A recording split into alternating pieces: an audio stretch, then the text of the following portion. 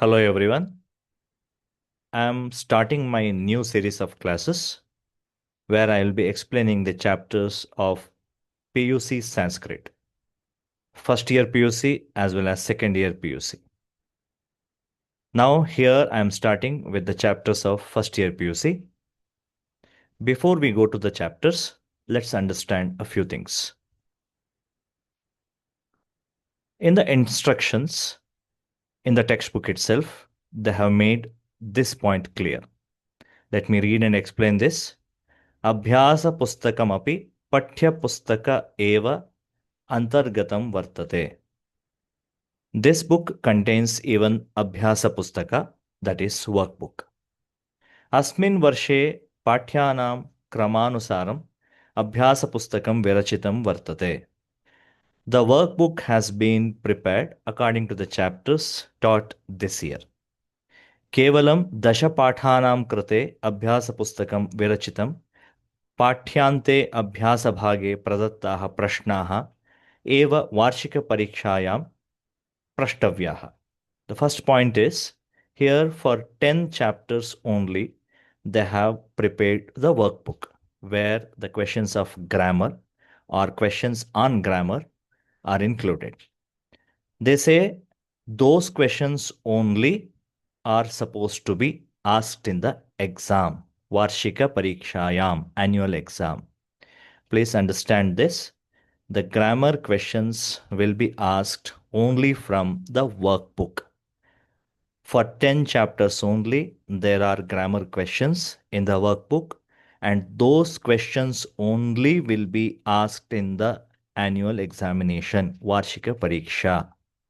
Grammar questions are taken directly from the workbook printed along with the textbook. This point has to be understood, remembered by the students. It's very important. You need not to study additional examples of any grammar topic like sandhi, samasa, pratyaya, anything.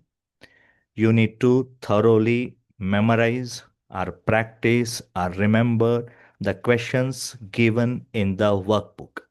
The workbook is printed along with the textbook. From that only questions will be asked for the examination.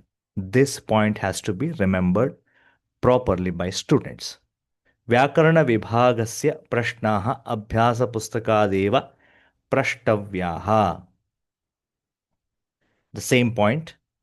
व्याकरणविभागस्य प्रश्नाः. In the question paper, the questions which are a part of Vyakarana Vibhaga, grammar section, have to be taken from Abhyasa Pustakam. This point has to be remembered. So, if you thoroughly practice the questions which are there in the textbook, that will be sufficient.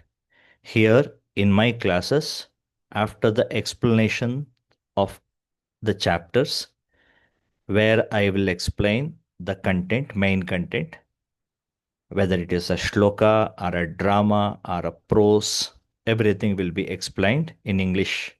And after that, I will be discussing the question and answers. For which question, what answer has to be written, and what is the meaning of every question. That will be discussed in the end of the explanation of the chapter.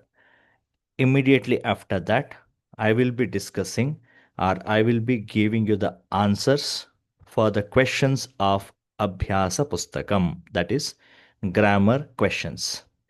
For every chapter, as they have mentioned for 10 chapters, there are grammar questions which are printed in the end of the textbook.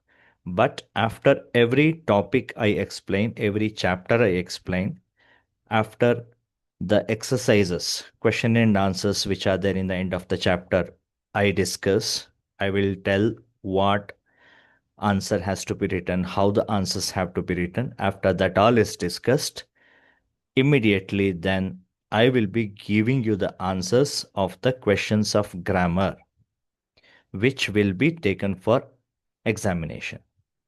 So that should be remembered. And another important point, प्रश्नपत्रिकायां भूमिका भागतः 10 अंकेभ्यः प्रश्नाः, प्रश्नसङ्ख्ये Panchatrimshat, Shatrimshat, Prashtavyaha. Question number 35 and 36 in the question paper, which will be asked for 10 marks, should be taken from Bhumika, that is introduction part.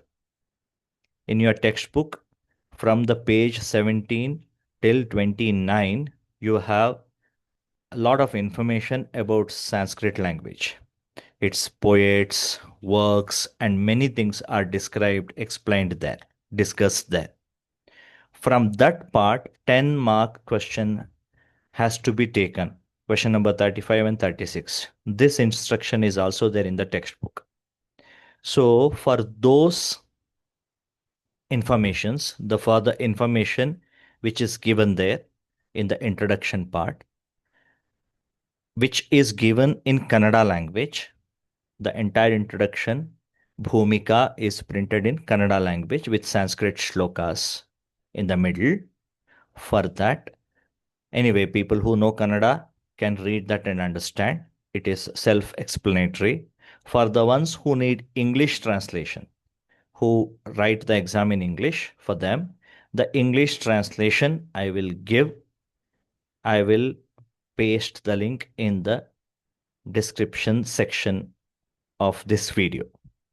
So students can download it and refer to it. The English translation of entire Bhumika will be given there. And I have prepared, I will be giving you the link. That link will be pasted in the description section of this video. The Bhumika parts translation to English from Kannada. It's given in Kannada. So this is the plan. I will be continuing with the chapters one by one, and hope all the students who will watch this and listen to this will be benefited. Thank you.